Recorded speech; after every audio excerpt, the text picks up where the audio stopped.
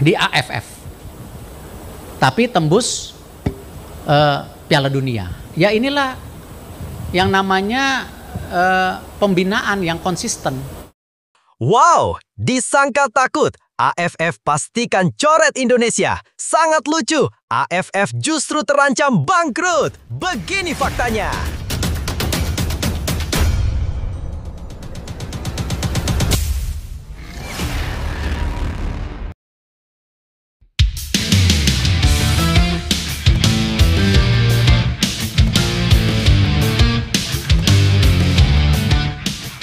Wow, disangka takut. AFF pastikan coret Indonesia. Sangat lucu. AFF justru terancam bangkrut. Begini faktanya.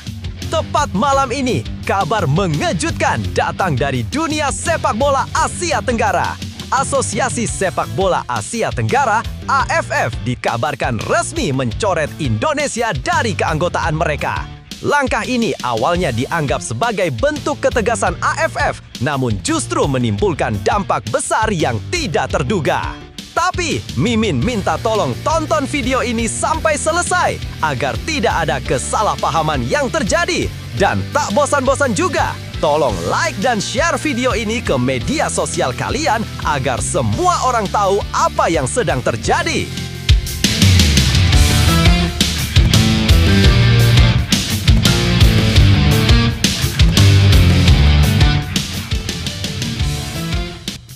Keputusan mencoret Indonesia pun dinilai sebagai blunder besar. Banyak pihak menilai AFF justru merugikan dirinya sendiri. Tanpa Indonesia, turnamen AFF terancam kehilangan daya tarik, sepi penonton, dan sponsor bisa saja menarik diri. Situasi ini berpotensi membuat AFF menghadapi krisis finansial. Bahkan, tidak sedikit yang menyebut bisa berujung pada kebangkrutan.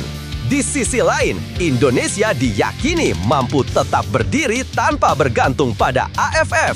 Dengan kekuatan supporter yang luar biasa, Timnas Indonesia tetap memiliki peluang besar untuk tampil di ajang-ajang internasional lain.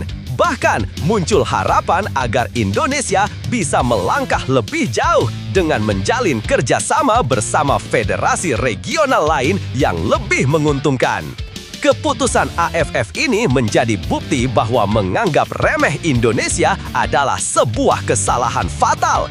Justru, hilangnya Indonesia dari AFF bisa menjadi titik balik kebangkitan sepak bola nasional untuk berdiri lebih mandiri di kancah internasional. Sementara itu, di sisi lain, di saat AFF nekat mencoret Indonesia dari anggotanya, kabar sangat bagus datang dari Timnas Indonesia U17. Timnas Indonesia U17 dijadwalkan berduel melawan Mali U17 pada laga penting Piala Kemerdekaan 2025. Pertandingan ini akan digelar di Stadion Utama Sumatera Utara, Deli Serdang pada Senin 18 Agustus 2025 pukul 20.30 WIB. Laga tersebut diprediksi berlangsung sengit karena mempertemukan dua tim yang sama-sama berpeluang besar meraih gelar juara. Dari dua pertandingan sebelumnya, Indonesia U17 mencatat hasil imbang 2-2 melawan Tajikistan U17 dan kemenangan meyakinkan 2-0 atas Uzbekistan U17. Sementara itu, Mali U17 tampil lebih dominan. Mereka menghajar Uzbekistan U17 dengan skor telak 5-1. Lalu melanjutkan tren positif dengan menumbangkan Tajikistan U17 4-2. Hasil tersebut membuat Mali kini memimpin klasemen sementara dengan koleksi 6 poin, sementara Indonesia berada di posisi kedua dengan 4 angka.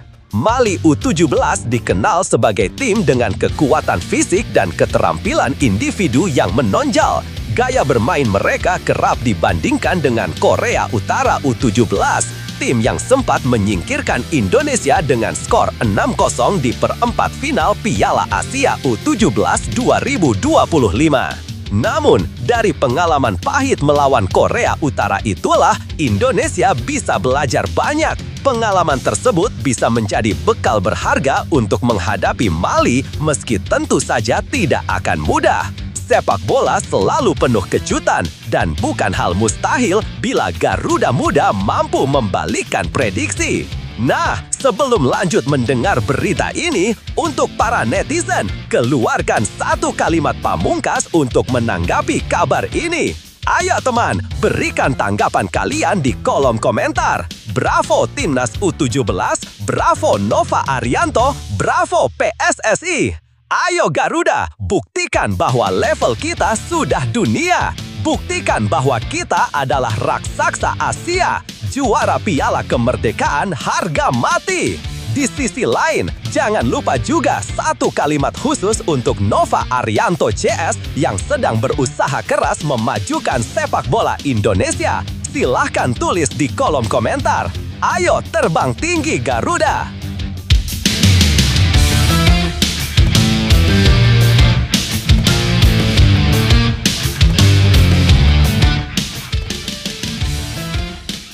Mari kita lanjut teman-teman. Pelatih Timnas Indonesia U17 Nova Arianto menegaskan bahwa Piala Kemerdekaan 2025 bukan soal mengejar trofi. Turnamen ini lebih dijadikan ajang uji coba, sekaligus mencari kombinasi terbaik sebelum tampil di Piala Dunia U17 mendatang. Lebih lanjut, pertandingan Timnas Indonesia U17 melawan Mali U17 di Piala Kemerdekaan 2025 adalah laga yang sangat menarik sekaligus menantang. Mali datang dengan reputasi kuat setelah mencatat kemenangan besar pada dua laga sebelumnya, sehingga jelas bukan lawan yang mudah. Namun, kondisi ini justru bisa menjadi ujian mental sekaligus pengalaman berharga bagi Garuda Muda. Melihat perkembangan tim, Indonesia U17 sebenarnya punya peluang bila mampu bermain disiplin, menjaga konsentrasi, dan memanfaatkan setiap peluang yang ada. Dukungan supporter di tanah air juga bisa menjadi energi tambahan untuk menumbangkan lawan yang secara kualitas di atas kertas lebih unggul. Nova Arianto sebagai pelatih punya pendekatan realistis dengan tidak membebani anak asuhnya dengan target juara. Fokus pada pengembangan permainan dan mencari komposisi terbaik adalah langkah bijak, karena yang lebih penting adalah persiapan menuju Piala Dunia U17. Apapun hasilnya nanti, pengalaman menghadapi Mali akan menjadi bekal besar bagi pemain muda Indonesia untuk terus berkembang dan percaya diri menghadapi laga-laga besar lainnya. Setiap pertandingan adalah kesempatan untuk menunjukkan jati diri. Jangan takut dengan nama besar lawan, karena sepak bola selalu penuh kejutan. Percayalah bahwa kerja keras, disiplin, dan keberanian bisa mengubah segalanya di lapangan.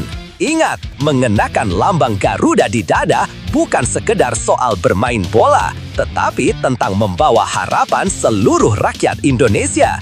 Jadikan rasa bangga itu sebagai energi untuk berlari lebih kencang, bertahan lebih gigih, dan menyerang dengan penuh keyakinan.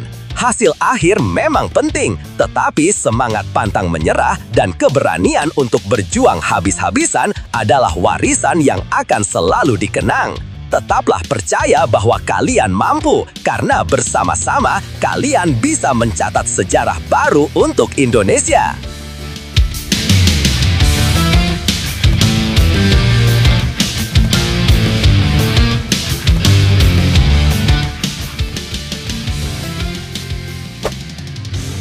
Catat tanggalnya teman-teman. Jadwal resmi Timnas Indonesia di FIFA Matchday September 2025. Surabaya jadi tuan rumah. Timnas Indonesia akhirnya memastikan lawan yang akan dihadapi pada FIFA Matchday edisi September 2025.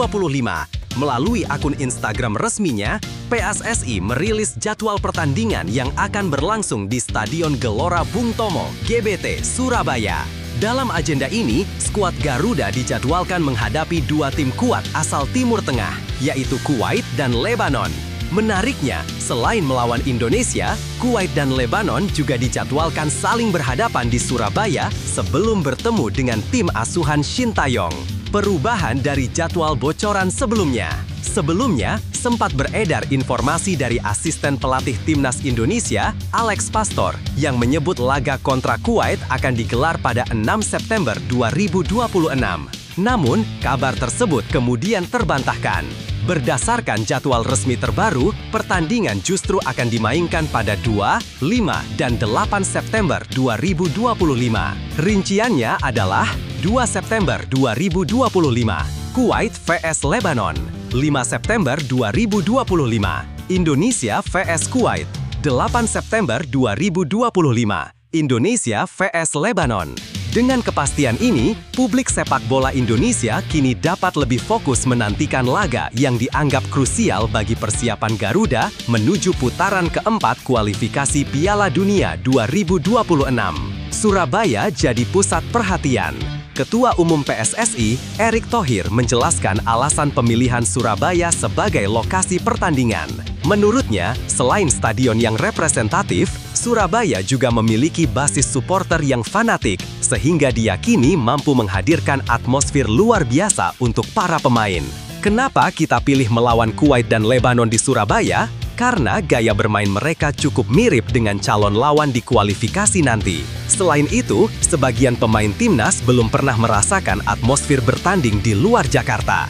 Jadi, ini kesempatan bagus untuk membiasakan diri, ujar Erick.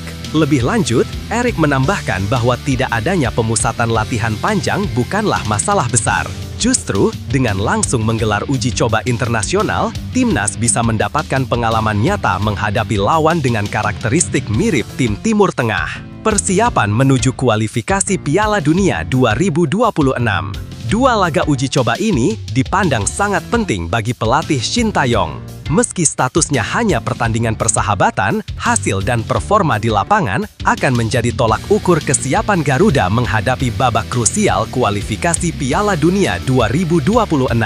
Kuwait dan Lebanon dikenal sebagai lawan yang memiliki kekuatan fisik, disiplin, serta gaya bermain khas Timur Tengah. Tantangan ini akan sangat berharga bagi timnas Indonesia yang nantinya juga akan menghadapi tim-tim dengan karakteristik serupa di babak berikutnya. PSSI berharap selain mengasah taktik, laga ini juga bisa memperkuat mental para pemain muda yang kini semakin banyak mendapat kesempatan tampil bersama timnas senior.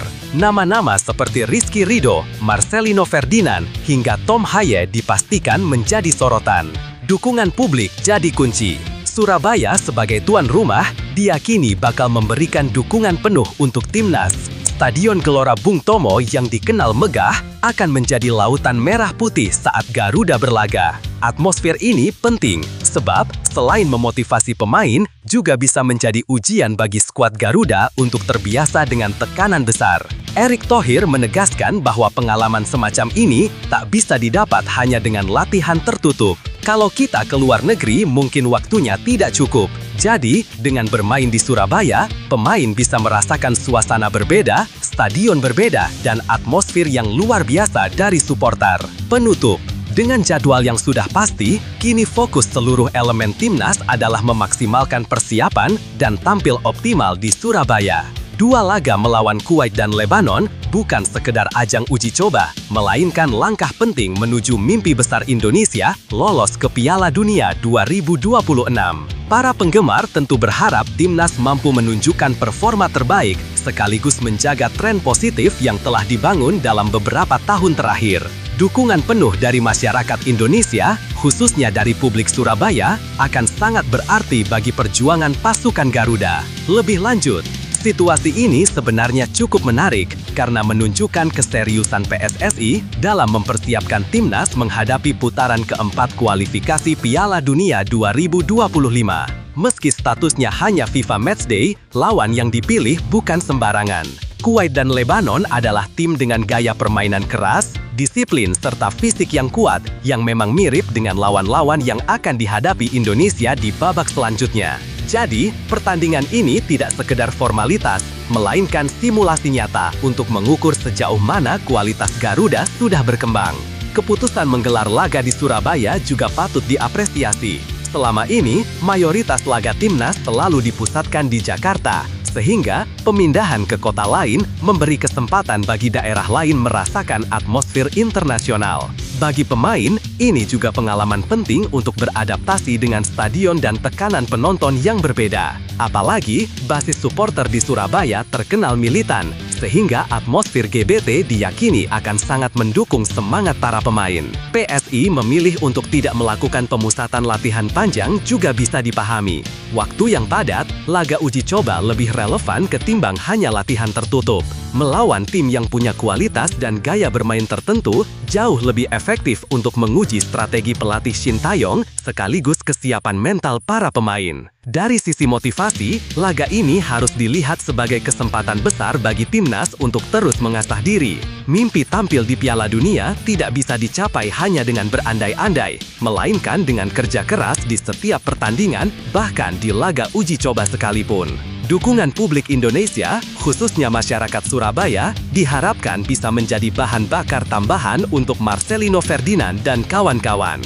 Kalau melihat tren positif beberapa tahun terakhir, ada optimisme besar bahwa timnas mampu tampil lebih konsisten. Laga melawan Kuwait dan Lebanon seharusnya dijadikan ajang pembuktian bahwa Garuda sudah naik kelas dan siap menghadapi tantangan lebih besar di level dunia. Laga FIFA Matchday September 2025 ini bukan hanya sekedar pertandingan uji coba, melainkan kesempatan besar bagi timnas Indonesia untuk membuktikan diri di hadapan bangsa. Melawan Kuwait dan Lebanon akan jadi ajang uji mental, sekaligus pembuktian bahwa Garuda siap bersaing di level yang lebih tinggi. Para pemain harus menatap laga ini dengan penuh percaya diri.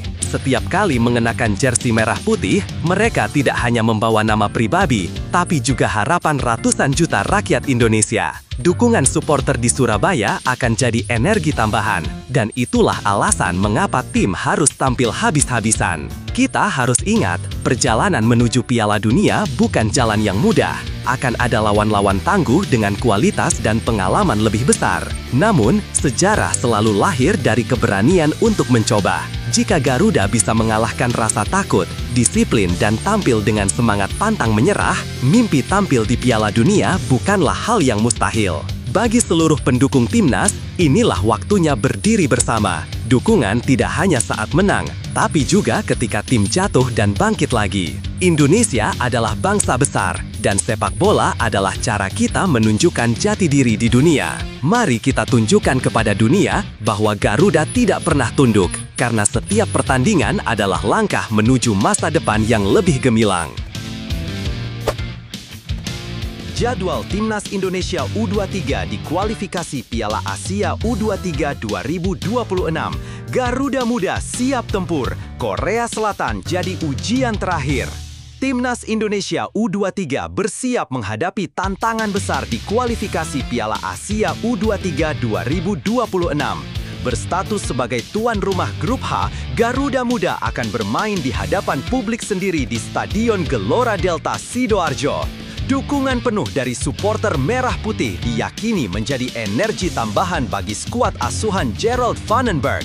Di fase grup, Indonesia akan bersaing dengan 3 lawan, yakni Laos U23, Makau U23, dan Korea Selatan U23. Dari ketiganya, tentu Korea Selatan dipandang sebagai lawan terkuat, mengingat mereka termasuk kekuatan elit di level Asia. Namun, 2 laga awal melawan Laos dan Makau tidak bisa dianggap enteng karena akan sangat menentukan peluang lolos ke putaran final. Perjalanan di Grup H, Garuda Muda akan memulai perjuangan dengan menghadapi Laos U23 pada 3 September 2025. Laga ini penting untuk membangun kepercayaan diri sekaligus menjaga asa meraih kemenangan perdana. Selanjutnya, Indonesia akan meladeni Makau U23 pada 6 September 2025.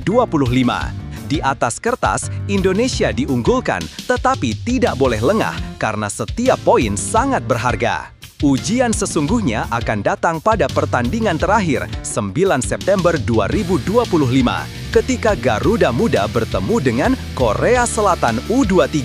Laga ini bisa menjadi penentu apakah Indonesia akan melangkah ke putaran final atau justru harus bergantung pada status runner-up terbaik. Sistem kualifikasi. Format kualifikasi membuat persaingan berlangsung ketat. Hanya tim yang menjadi juara grup yang otomatis berhak lolos ke putaran final Piala Asia 2026. Meski begitu, masih ada peluang bagi 4 tim dengan status runner-up terbaik dari seluruh grup. Artinya, konsistensi di setiap pertandingan menjadi kunci utama. Perjalanan di Grup H. Kekecewaan usai gagal meraih gelar di Piala AFF U23 2025 masih terasa. Namun, para pemain menegaskan sudah siap untuk bangkit. Salah satu pilar penting Timnas Indonesia U23, Kadek Arel, menyatakan tim tidak boleh larut dalam kesedihan dan harus segera fokus pada target berikutnya. Setelah AFF kemarin, kami harus segera kembali fokus. Memang ada rasa sedih karena belum bisa juara, tetapi sekarang saatnya menatap Piala Asia. Kami ingin memberikan yang terbaik untuk bangsa ini, ujar Kadek. Ia juga menambahkan bahwa pelatih Gerald Vandenberg terus memberikan motivasi agar para pemain menjaga kondisi fisik dan mental. Hal ini sangat penting karena laga-laga di kualifikasi akan berlangsung dalam tempo singkat dengan intensitas tinggi. Korea Selatan jelas menjadi lawan yang paling sulit ditaklukkan. Mereka punya tradisi kuat di sepak bola Asia, bahkan sering menjadi langganan di Piala Dunia kelompok umur. Namun, Indonesia bisa menjadikan laga itu sebagai ajang pembuktian diri bahwa sepak bola tanah air mampu bersaing di level tertinggi. Di sisi lain, dukungan publik Sidoarjo dan seluruh pecinta sepak bola Indonesia diharapkan bisa memberikan suntikan semangat ekstra. Bermain di kandang sendiri seharusnya menjadi keuntungan besar asal para pemain bisa tampil disiplin, fokus, dan tidak terbebani ekspektasi. Jadwal lengkap Timnas Indonesia U23 Grup H kualifikasi Piala Asia 2026. 3 September 2025, Indonesia U23 versus Laos U23. 6 September 2025, Indonesia U23 versus Makau U23. 9 September 2025, Indonesia U23 versus Korea Selatan U23. Jika melihat peta persaingan, Indonesia memiliki peluang besar untuk meraih hasil positif di dua laga awal. Kemenangan atas Laos dan Makau akan membuka jalan sekaligus menjadi modal berharga sebelum menghadapi Korea Selatan. Jika bisa tampil percaya diri dan konsisten, peluang Garuda Muda untuk lolos, baik sebagai juara grup maupun runner-up terbaik, tetap terbuka lebar. Bagi para pemain muda, ajang ini bukan sekedar tentang hasil, tetapi juga kesempatan menunjukkan kualitas mereka di panggung internasional. Keberhasilan lolos ke Piala Asia U23 akan menjadi bukti nyata bahwa regenerasi sepak bola Indonesia berjalan ke arah yang positif. Kini, semuanya kembali pada kerja keras, mental juara, dan dukungan tanpa henti dari masyarakat. Garuda Muda harus percaya bahwa dengan tekad dan semangat pantang menyerah, tidak ada lawan yang mustahil untuk ditaklukkan. Dukung terus Timnas Indonesia U23. Bersama-sama kita bisa buktikan bahwa sepak bola Indonesia mampu bersinar di level Asia.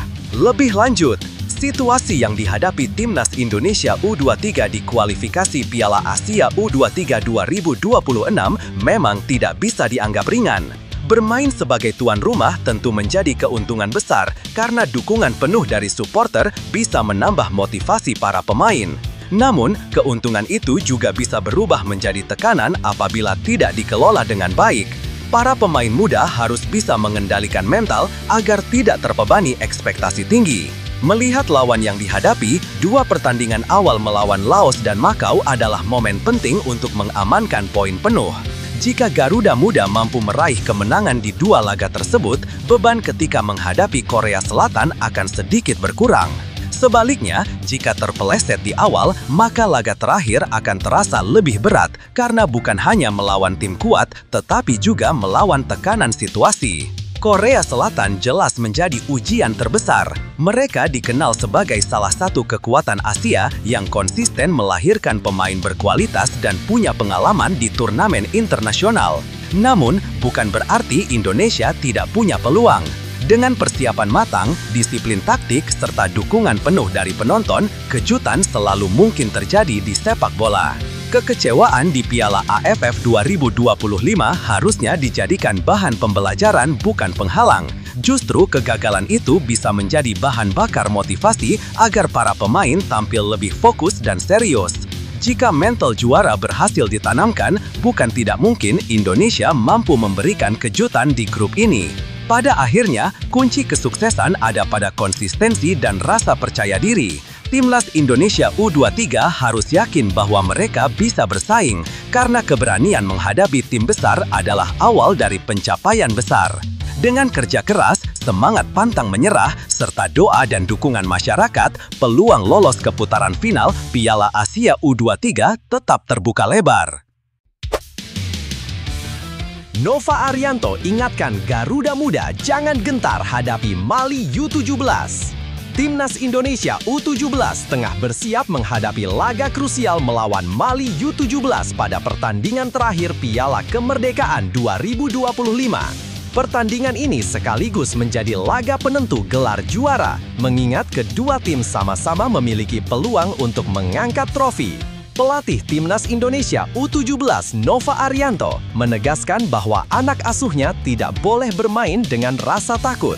Menurutnya, lawan asal Afrika tersebut memang dikenal memiliki keunggulan dari sisi postur tubuh, kekuatan fisik, hingga teknik individu. Namun, hal itu bukan alasan bagi Garuda Muda untuk minder sebelum bertanding. Pesan Nova Arianto, jangan takut, tampil percaya diri. Dalam keterangannya, Nova menyebut bahwa partai melawan Mali ibarat sebuah final baru bagi skuad Garuda Muda. Ia menekankan pentingnya mental yang kuat agar para pemain tidak terbebani oleh nama besar lawan. Saya sampaikan ke pemain, pertandingan besok itu seperti final. Mereka harus punya keberanian, jangan sampai takut. Lawan memang berkualitas, tapi kita juga punya potensi besar untuk memberikan kejutan, tegas Nova. Ia menambahkan, Mali U17 adalah tim yang punya reputasi kuat di level junior Afrika. Namun, sepak bola tidak semata-mata ditentukan oleh postur atau fisik. Mental bertanding, disiplin, dan kerja sama tim menjadi kunci penting dalam meraih kemenangan. Performa positif di laga sebelumnya, Indonesia U17 datang ke laga penentuan dengan modal yang cukup baik.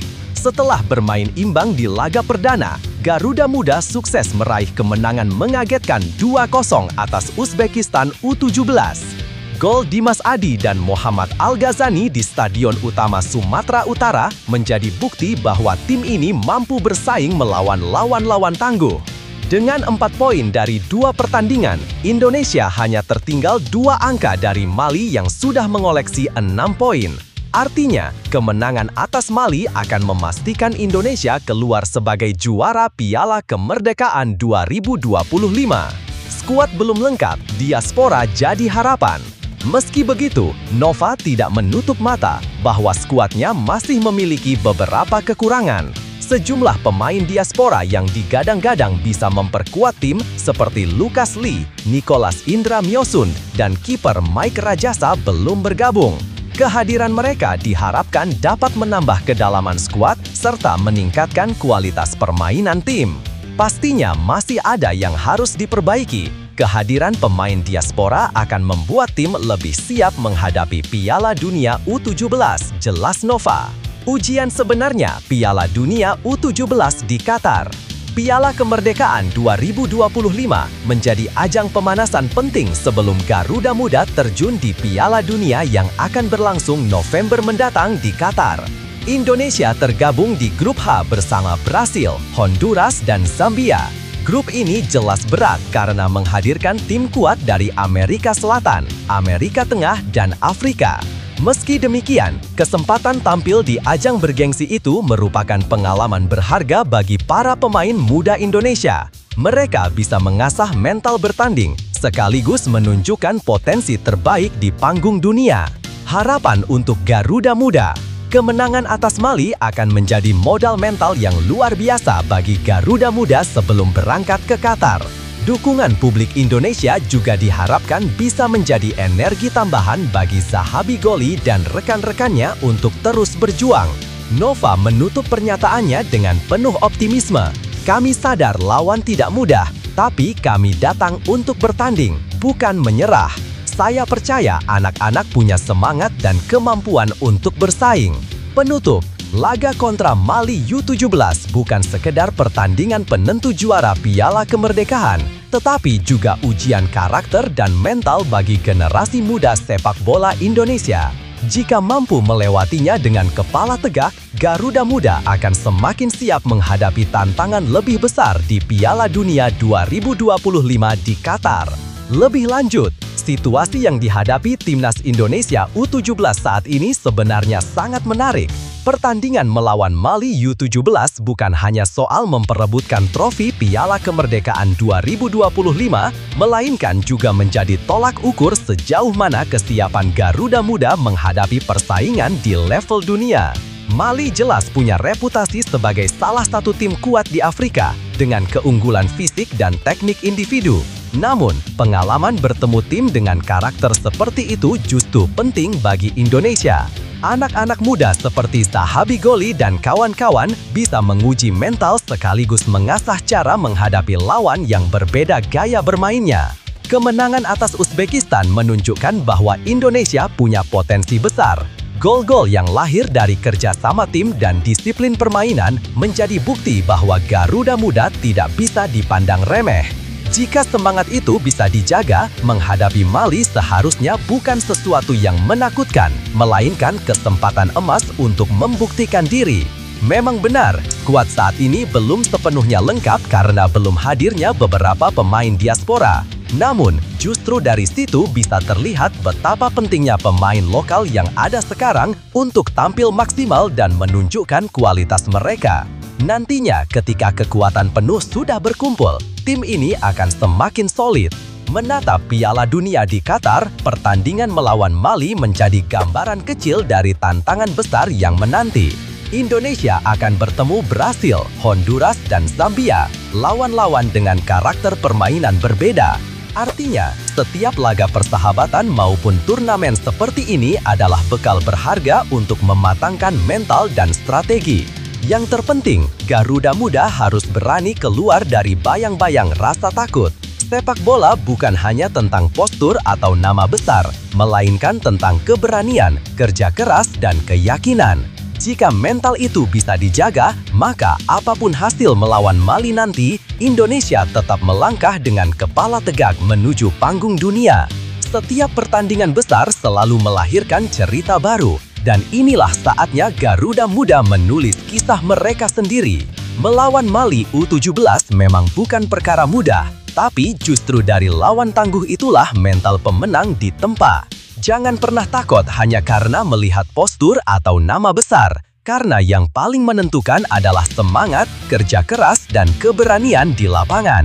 Ingatlah, setiap kali mengenakan lamban Garuda di dada, kalian bukan hanya mewakili diri sendiri, tapi juga jutaan rakyat Indonesia yang selalu percaya. Kemenangan memang penting, tapi lebih dari itu, keberanian untuk berjuang tanpa menyerah adalah kemenangan yang sesungguhnya. Percayalah, tidak ada yang mustahil selama hati tetap berapi-api dan langkah dijalani dengan keyakinan. Garuda Muda harus terbang tinggi karena dunia sedang menunggu bukti bahwa Indonesia mampu berdiri sejajar dengan tim-tim besar.